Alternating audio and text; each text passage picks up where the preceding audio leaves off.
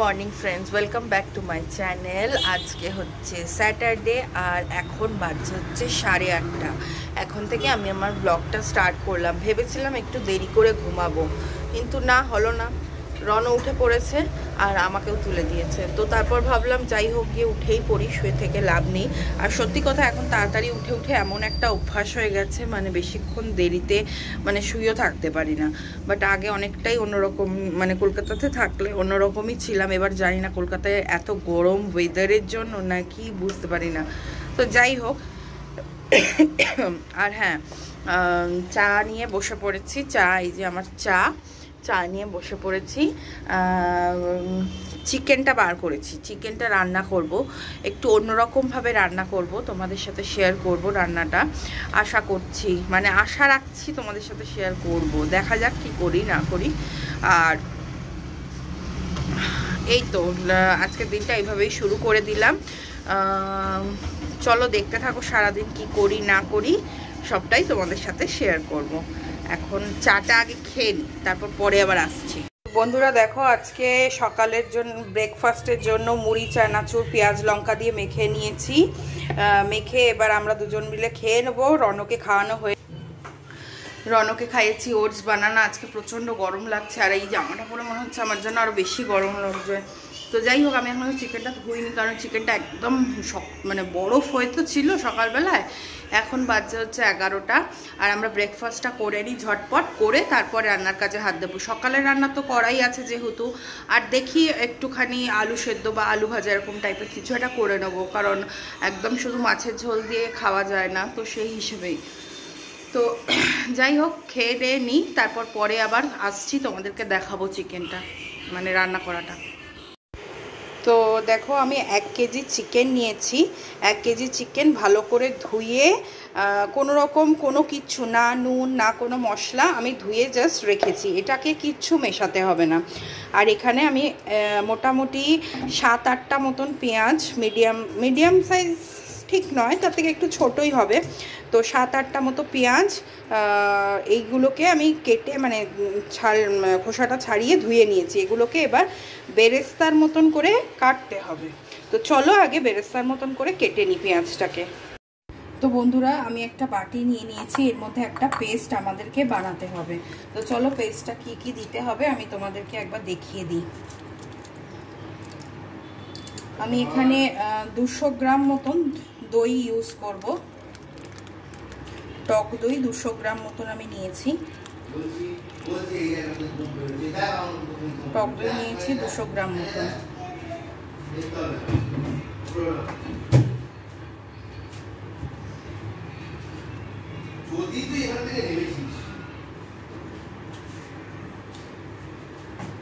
এবার এর মধ্যে আমি দিয়ে দেব আদা রসুনের পেস্ট।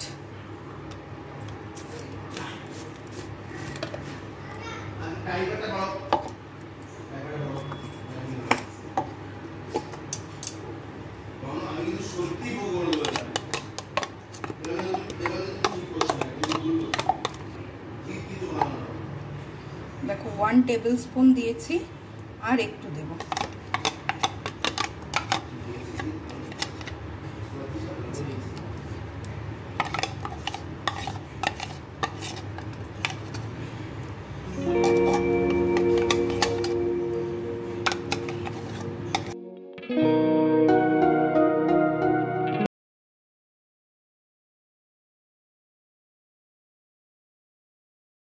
কিছু মশলা দেব।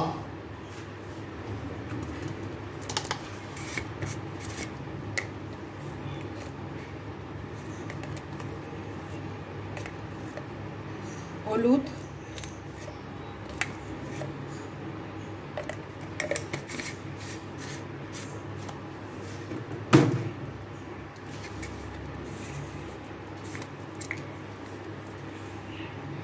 লঙ্কার গুঁড়ো,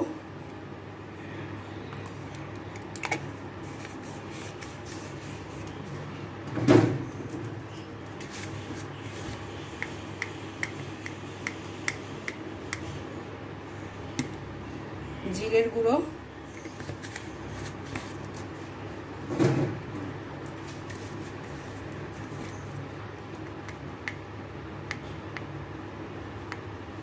আর ধনের গুঁড়ো। ধনের গুঁড়োটার পরিমাণ জিরের গুঁড়ো পরিমাণের থেকে একটু বেশি দিতে হবে। তার কারণ হচ্ছে ধনের গুঁড়োতে টেস্টটা চেঞ্জ করে দেয়, তো একটা আলাদা সুন্দর ফ্লেভার আসে ধনের গুঁড়োটা বেশি করে দিলে। আর সামান্য দেবো আমি নুন।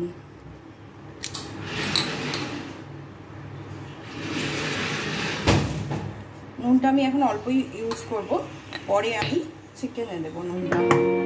তো চলো এটাকে ভালো করে মিক্স করে নিই।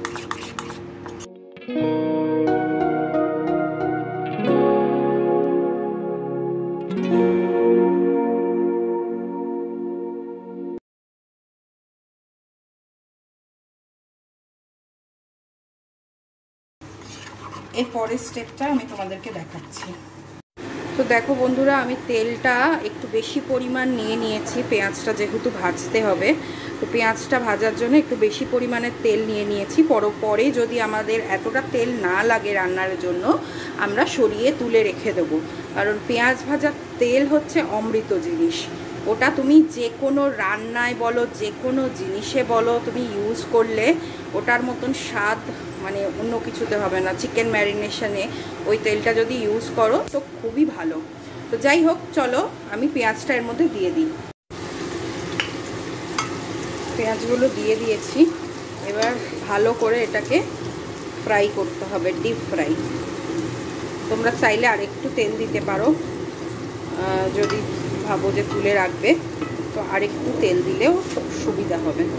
তো যাই হোক, আমি এটাকে ভালো করে ভেজে নিই, লাল লাল করে ভাজতে হবে। তো আগে আমি ভাজি, তারপর দেখাচ্ছি তোমাদের। তো দেখো বন্ধুরা, আমার কিন্তু পেঁয়াজটা মোটামুটি লাল লাল করে ভাজা হয়ে গেছে। এর থেকে বেশি লাল করে ভাজলে পেঁয়াজটা পুড়ে যাবে, আর পুড়ে গেলে তাহলে টেস্টটাও নষ্ট হয়ে যাবে। তো এই অবস্থাতে আমি এগুলোকে একটা বাটির মধ্যে তুলে নেব, তেলটা ছেঁকে। তো দেখো বন্ধুরা, আমি পেঁয়াজটাকে তুলে নিয়েছি, পেঁয়াজ ভাজাটাকে। দেখতেই পাচ্ছ পেঁয়াজ ভাজাটা কি সুন্দর দেখতে লাগছে। আর আমি দেখো গরম তেলের মধ্যে 10-12টা কাজু বাদাম দিয়ে দিয়েছি, 10-12টা কাজু বাদাম দিয়ে দিয়েছি। আর গ্যাসের ফ্লেমটাকে একদম লো করে রেখেছি। কাজু বাদাম কিন্তু এমন একটা জিনিস যেটা বেশিক্ষণ ভাজা যাবে না, সাথে সাথে আমাদেরকে তুলে ফেলতে হবে। তো আমি সবে দিয়েছি তোমাদেরকে দেখাবো বলে। আর হচ্ছে গিয়ে এই খানিকক্ষণ জাস্ট একটু লাল লাল মতন হলেই তুলে নিতে হবে, কেন খুব তাড়াতাড়ি রং ধরে যায়। আর চেষ্টা করবে তেলের মধ্যে কোনো রকম কোনো পেঁয়াজ ভাজার কিছু অংশ বা কিছু যেন না থাকে, কারণ যদি থাকে তাহলে তেতো হয়ে যাওয়ার চান্সেস থাকে। ছোট ছোট যদি পেঁয়াজ ভাজা থেকে যায়, আমার যেমন আছে, কিন্তু আমি এগুলোকে সব তুলে নেব যাতে কোনো রকম কোনো চিটকুটে ভাব না আসে। তো যাই হোক, চলো এটাকে ভালো করে একটুখানি নেড়ে নিই, হালকা লাল হলেই আমি এটা তুলে নেব। তো এবার এই তেলের মধ্যে আমি এই 4টে ছোটো এলাচ, 4টে লবঙ্গ দিয়ে দেব।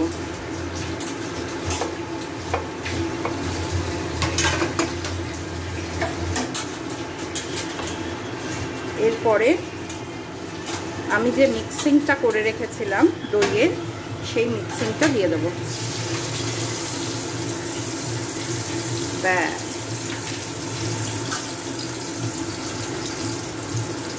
দিয়ে এটাকে ভালো করে নাড়বো। তো এটাকে এবার ভালো করে নাড়তে হবে, নেড়ে ছেড়ে দিতে হবে, এটাকে হতে দিতে হবে। এটা দেখবে একটু দানা দানা মতন হবে। দইটা যখন একটু দানা দানা মতন হবে, মানে দানা দানা হতে হবে আর কি এই রান্নাটার জন্য। তো দানা দানা না হলে ঠিক টেস্টটা আসবে না। তো সেটার জন্য এটাকে খানিকটা হতে দেবো, বেশি নাড়বো না।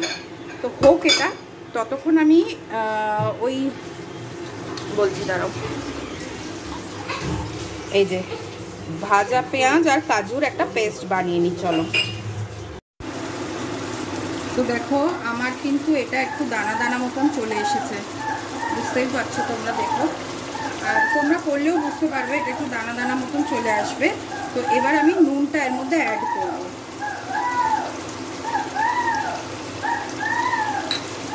নুনটা আমি আগে দিইনি, প্লাস আমি ইসেতেও দিইনি, কি বলে চিকেনেও আমি নুন দিইনি।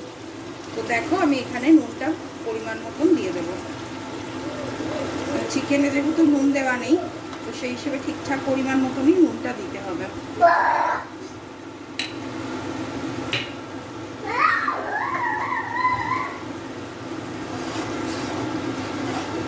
তো এবার নুন দিয়ে আমি চিকেনগুলো এক এক করে দিয়ে দেবো।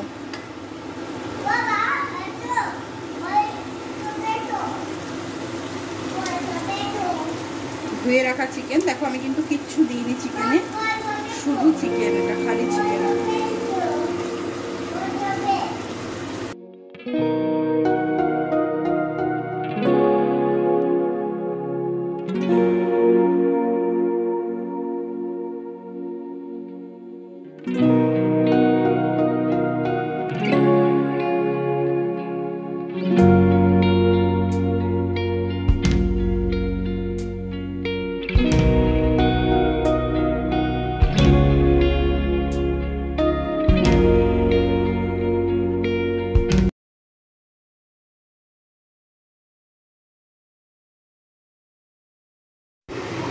তো দেখো চিকেনটা দিয়ে ভালো মতন জল বেরিয়ে গেছে আর চিকেনটা সেদ্ধ হয়ে গেছে। এইবারে আমি এটার মধ্যে অ্যাড করব আমি যে পেঁয়াজটা আর কাজুটা বেটে রেখেছিলাম সেটা অ্যাড করব এটা। এবার এটাকে ভালো করে মিক্স করে দিয়ে কষতে দেব। এটা এখনও কিন্তু ভালো করে কষবে। এটাতে যা দারুণ স্বাদ হয় এই ভাজা পেঁয়াজ পেস্ট করে রান্না করলে, মানে অপূর্ব স্বাদ হয় এটা। আর আশা করি তোমরা দেখে বুঝতেই পারছো চিকেনটা কতটা সুন্দরভাবে সেদ্ধ হয়ে গেছে।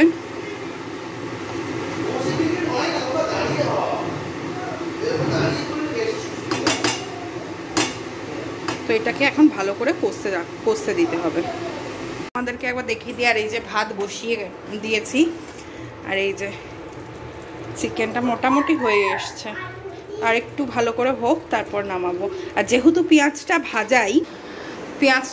ভাজা সেই হিসেবে খুব একটা প্রবলেম হবে না, অলরেডি কুকড ওটা পেঁয়াজটা, তো সেই জন্য কাঁচা গন্ধ বেরোনোরও কোনো ব্যাপার নেই। তো যাই হোক, এটা একটু ভালো করে হোক। আর তোমাদের কাছে যদি ধনেপাতা থাকে অবশ্যই ওপর থেকে ধনেপাতাটা দেবে। আমার কাছে ধনেপাতা নেই, আমি দিতে পারলাম না। তো যাই হোক, রান্নাটা বেশ ভালোই হবে, দেখে তো বোঝাই যাচ্ছে। চলো পুরো ফিনিশ হোক, তারপর ফিনিশিং লুকটা তোমাদের সাথে শেয়ার করবো।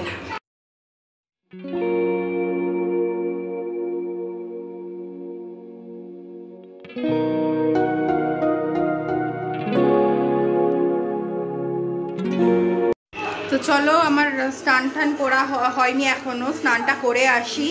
আমার চিকেন তো হয়েই গেছে, এবার আগে স্নান করে আসি, তারপর অন্যকে খাওয়াবো। আর আমাদের এখানে দেখো কি সুন্দর মেঘ করেছে, কিন্তু কোনো বৃষ্টি নেই।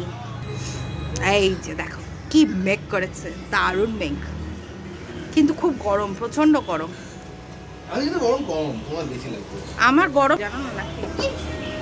তো এই হলো ব্যাপার স্যাপার। তো অভিজিৎ এখন কাজ করছে, দেখবে দেখো কাজ করছে। ও কিন্তু প্রচুর কাজ করে এমনি, জানো তো, ও কিন্তু প্রচুর কাজ করে। আবার মুচকে মুচকে হাসছে। না না, সত্যি ও আমাকে অনেকটাই হেল্প করে, ফালতু বলে তো লাভ নেই, অনেকটা হেল্প করে। তো যাই হোক, চলো দেখতে থাকো, আবার পরে আসছি। দেখো বন্ধুরা, আমাদের এখানে বৃষ্টি নেমেছে, কি দারুণ ওয়েদার হয়ে গেছে, ঝমঝম করে বৃষ্টি পড়ছে। ওয়াও, কি ব্যাপক ওয়েদার, দারুণ। আর মাটির সোদা গন্ধটা পুরো বেরোচ্ছে, অপূর্ব লাগছে। কি ঠান্ডা হাওয়া, ব্যাস আজকে রাত্রে ভালো ঘুম হবে। একটু বৃষ্টি হলেই তো এখানে ঠান্ডা হয়ে যায়। আমি রনকে খাওয়াচ্ছিলাম, যেই দেখেছি বৃষ্টি পড়ছে, আমি তোমাদের দেখানোর জন্য তাড়াতাড়ি করে দৌড়ে এসেছি ব্যালকনিতে। চলো আমি পরে আবার আসছি।